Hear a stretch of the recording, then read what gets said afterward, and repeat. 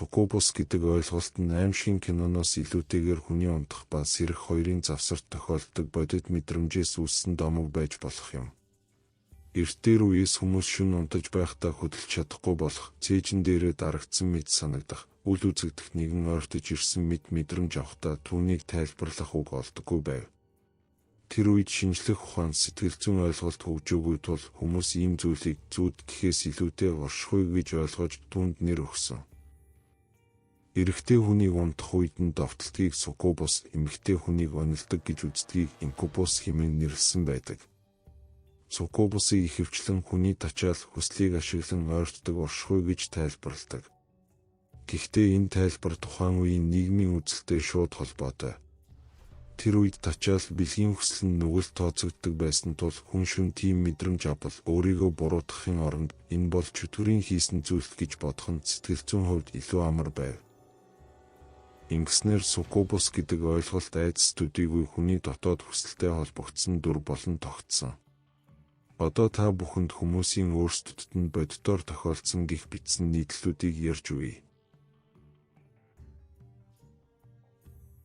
Надад тохиолдсон энэхүү явдал бол сүнсэнд даруулах гэдэг зүйл байгаагүй.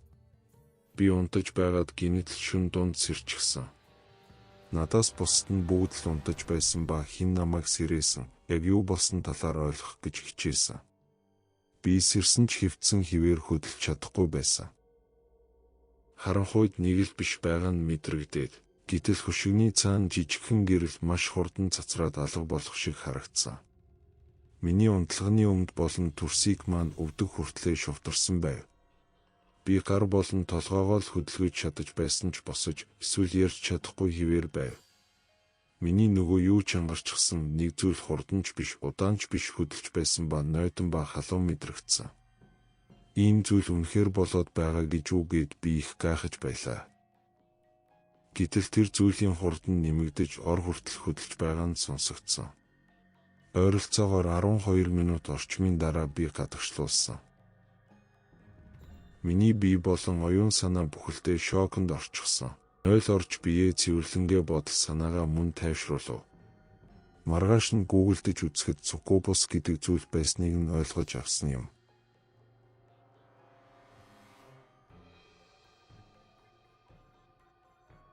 Миний амьдрал дахь хамгийн анхны чөтгөрийн дайралт гэж хэлж болох явдал намайг 22 настай их сургуулийн оюутан байх үед тохиолдсон. Өнөөдрийг хүртэл тэр өдөр яг юу болсон талаар би бүрэн ойлгодоггүй. Тиймээс энэ тухай бодит тайлбар сонсхийг хүсдэг. Эхлээд нэг зүйлийг тодруулж хэлэхэд би өөрөө шашин шүтлэгтэй хүн биш. Сүнс, чөтгөр гэх мэт зүйлд итгэдэггүй. Харин миний ээж эсэргээрээ маш сүсгтэй хүн бөгөөд амьдралынхаа туршид үл үзэгдэх хүчнүүдийн нөлөөнд орж байсан гэж ярьдаг. Их сургуулийнхаа сүүлийн 2 жилд би сургуультайгаа ойрхон 2 давхар байшингийн жижиг өрөөнд түрээсээр амьдарч байсан.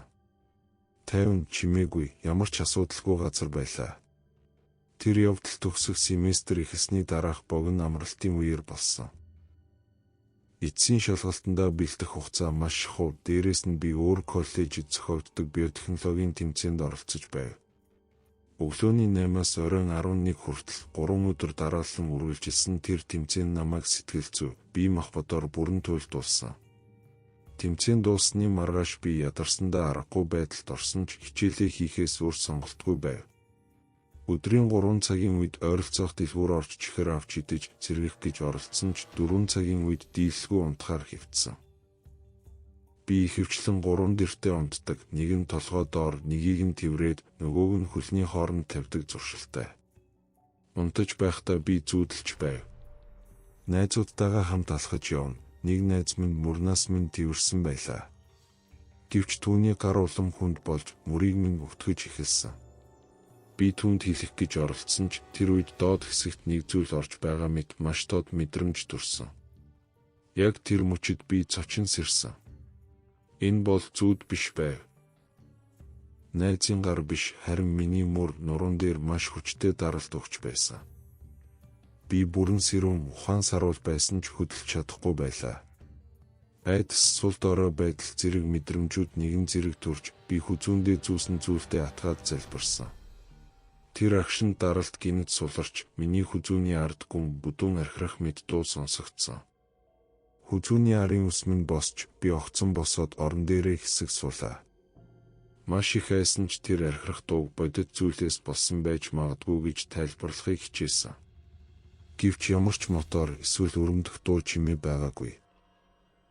Би уцаа аваад шууд ээждээ залгаж гэртээ харин гэж хэлээд дараагийн галт тэргэнд суусан. Тэр өрөөнд би дахиж очиагүй. Би ээждээ энэ явдлыг ярихдаа бэлгийн шинжтэй хэсгийг нь огт дурдаагүй. 3 жилийн дараа л нэг үеэл дүү маань яг ийм төрлийн дайралтанд олон удаа уртсан тухай сонслоо. Тэр бүр заримдаа харанхуйд нүд шиг зүйл гялалзаж байгааг харсан, мөн архирах дуу сонссон гэж хэлсэн.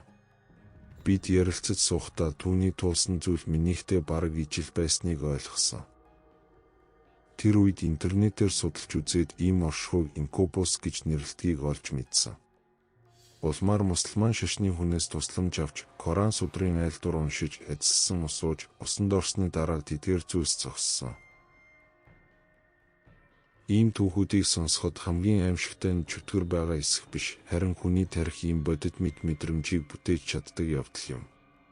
Айдас, ядаргаа, стресс, ганцаардал, дарамт бүгд нийлээд хүний ухамсарт оршихуй мэдрэгдэх дүрийг бий болгодог. Зарим нь үүнийг домгоор тайлбарлаж, зарим нь шашнаар, зарим нь шинжлэх ухаанаар ойлгохыг хичээдэг. Аль нь үнэн болохыг хэн ч яг таг хэлж чаддаггүй. Гэхдээ нэг зүйл тодорхой. Ийм туршлага туулсан хүн түүний зүгээр нэг зүйл байсан гэж мартаж чаддаггүй. Учир нь тэр мэдрэмж хэд бодит, хэд гүн үлддэг. Суккубус, инкубус гэх нэршил байлаач байхгүй ч бай. Ийм түүхүүд яагаад үе үеэр дамжин яригдсаар ирснийг ойлгоход хангалттай шалтгаан энд бий. Миний зүгээс бол үнэхээр стресстэд ийм зүйл болоод байна уу? Эсвэл жинкнээсээ байдаг эсхийг нь мэдэх юм алга. Магадгүй үзэгч та бүхэнд иймэрхүү зүйл тохиолдсон бол сэтгэгдэл хэсэгт хуваалцаж болох юм.